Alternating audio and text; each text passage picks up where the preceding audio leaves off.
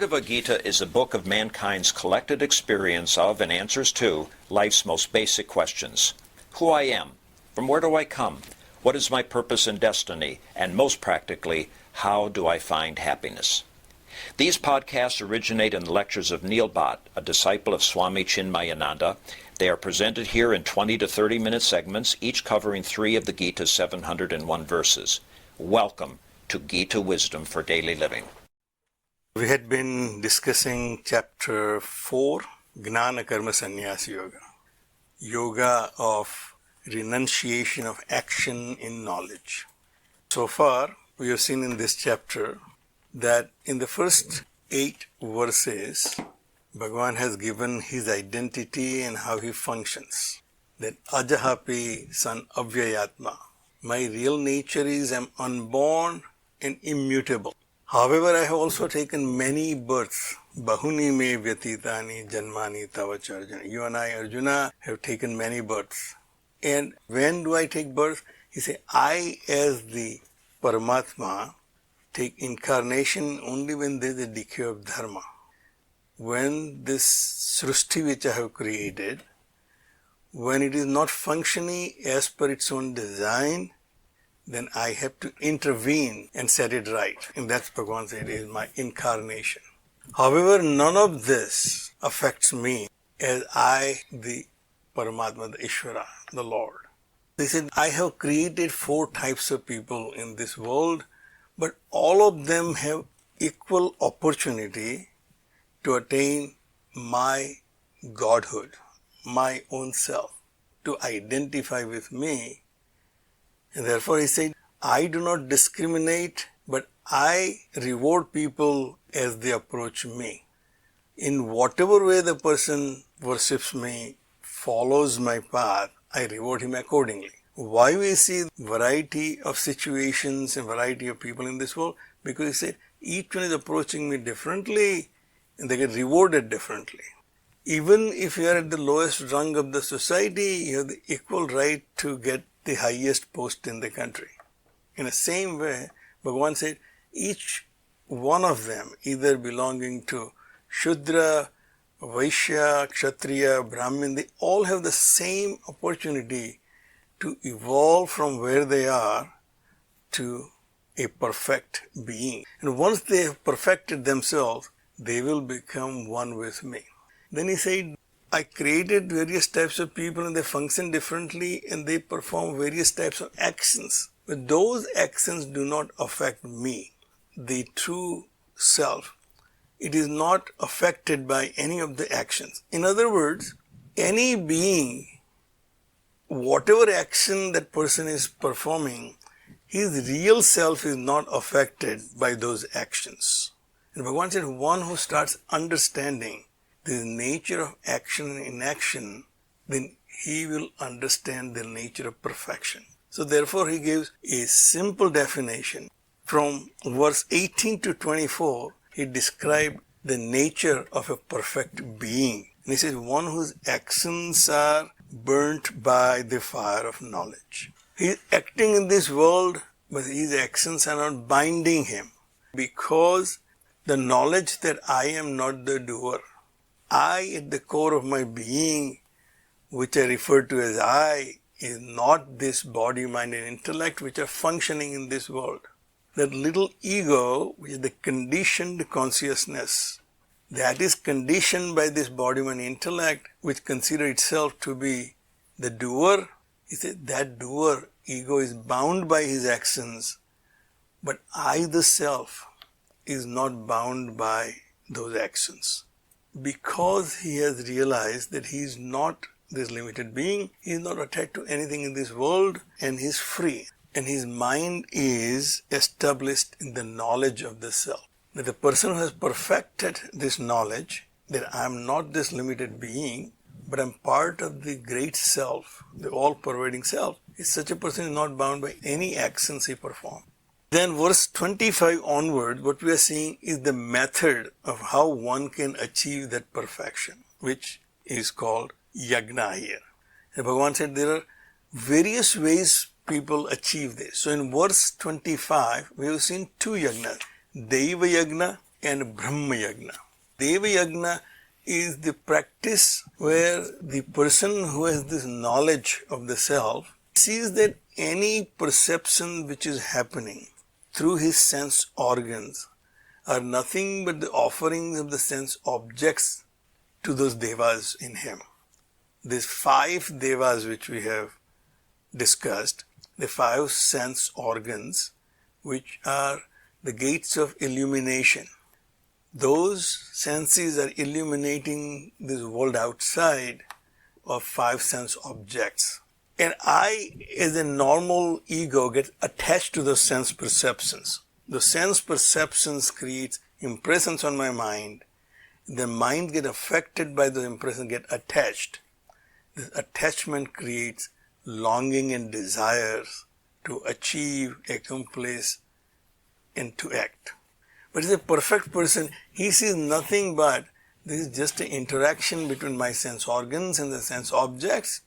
Sense objects are offering themselves to these devas in me, and thus his mind is not affected by those sense perceptions. And he remains always free of any attachment to those sense objects. Bhagavan said, this Deva Yagna. And then others are performing Brahma Yagna.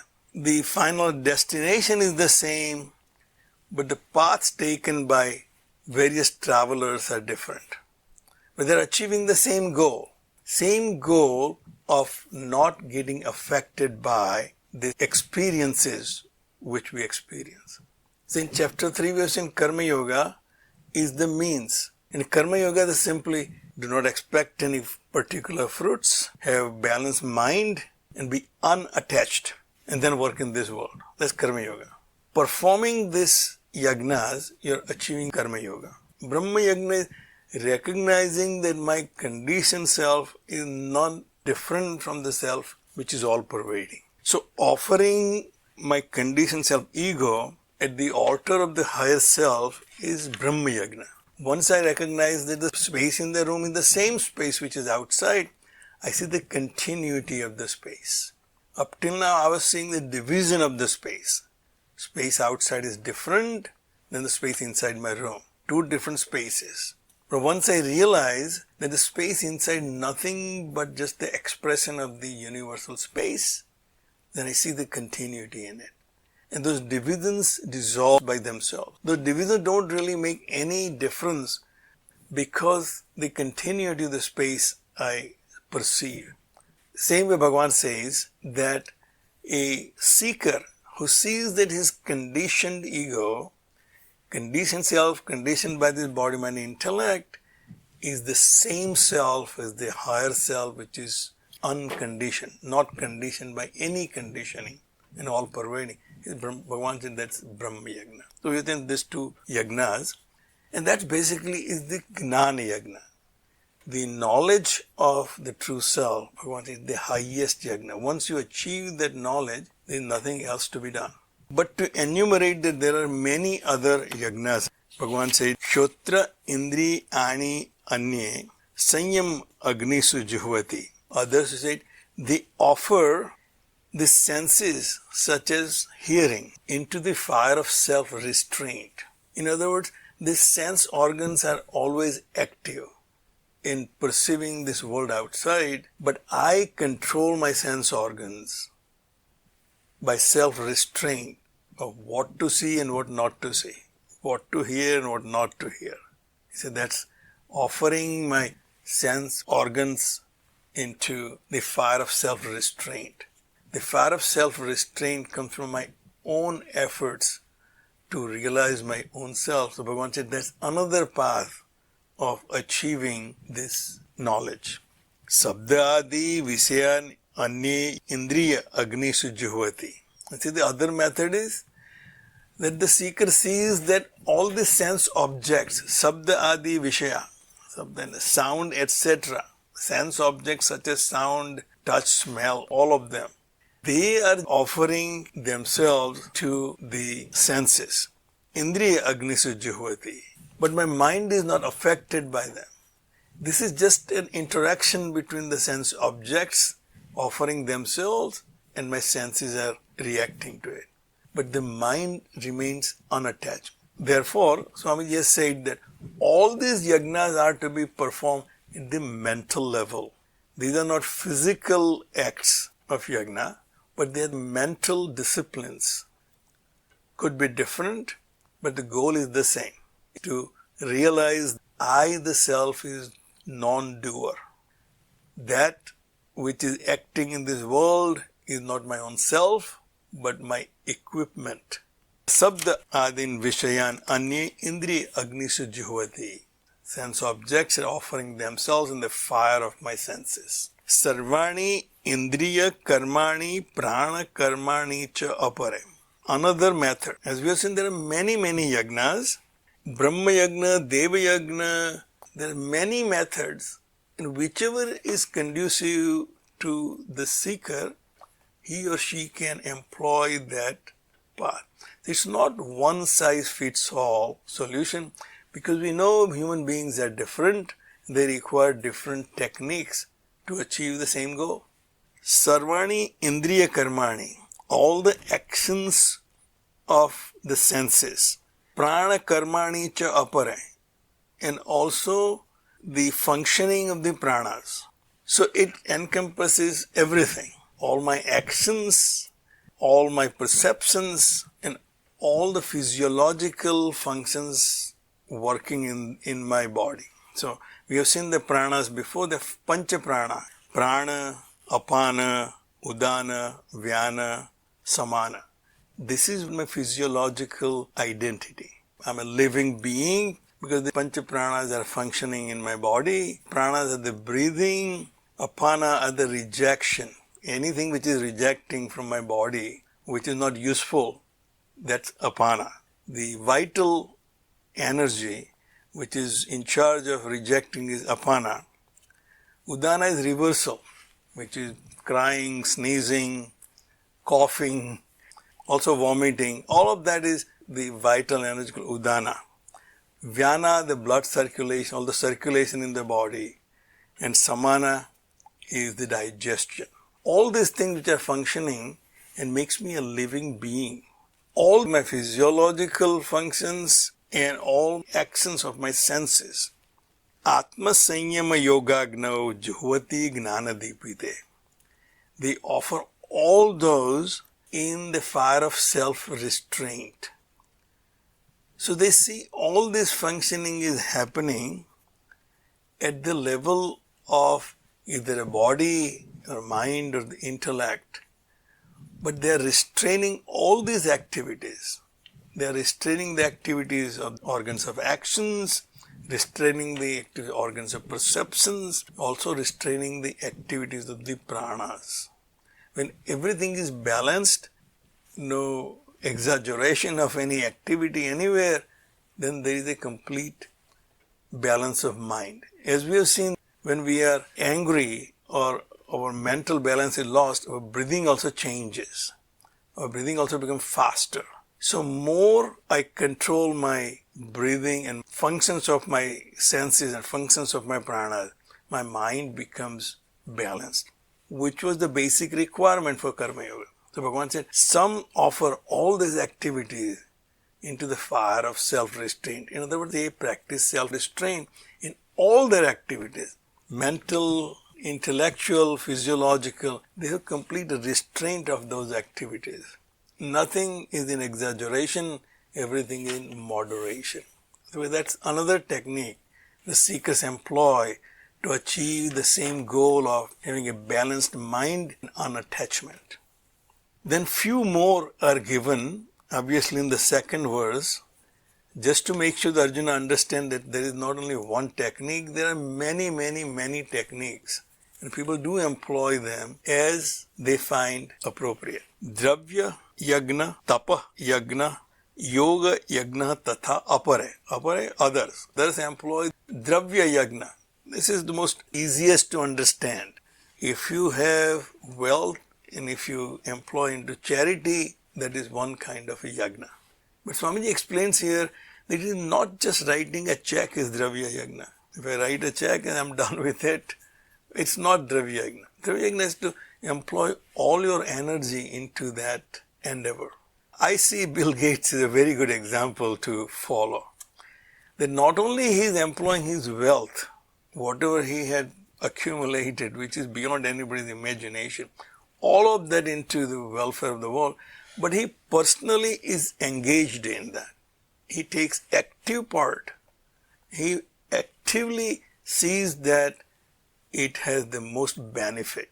So when you are completely invested in that Dravya Yagna, whatever wealth you have, and Swami says you don't have to be wealthy to have Dravya Yagna, whatever wealth you have, your emotional wealth, your intellectual wealth, when you employ that for the greater good, you're performing Dravya Yagna.